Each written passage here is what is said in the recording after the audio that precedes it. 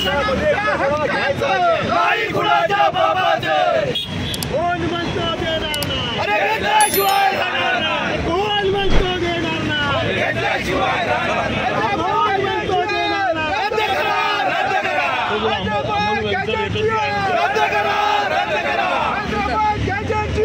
रद्द करा रद्द करा ओबीसी एकजुटीचा कुणबी एकजुटीचा युतीचं सरकार निजामशाही आणते परदेशामध्ये आणि ह्या जिथे आम्ही जाहीर निषेध करतोय निजामशाही देशाला सरकारचा डॉक्टर बाबासाहेब आंबेडकरांचा राजर्षी शाहू महाराजांचा छत्रपती शिवाजी महाराजांचा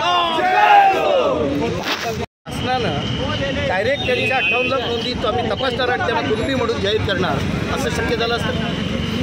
आज परिस्थिती अशी आहे की इथल्या सगळ्या ओबीसीचं कुणबी समाजाला आरक्षण मिळवू नये असे विचारायचे नाही आहे। तुम्ही 58 लाख नोंदी सापडणार त्यांचे सगळे सौर्य शोधणार आणि कुणबी त्यांना सर्टिफिकेट देणार। पर्यायानं आज असलेला कुणबी उपेक्षित आहे अजून 28 लाख आले तर त्यांची अवस्था काय असणार आहे काय मिळणार आहे। महाराष्ट्रामध्ये 346 ओबीसीच्या जाती त्या जातीमध्ये आज आमच्या वाट्याला 19% आरक्षण येते त्यातलं आमच्या वाट्याला काय आहे आणि अजून जर त्या नोंदी आल्या तर अजून काय होणार आहे।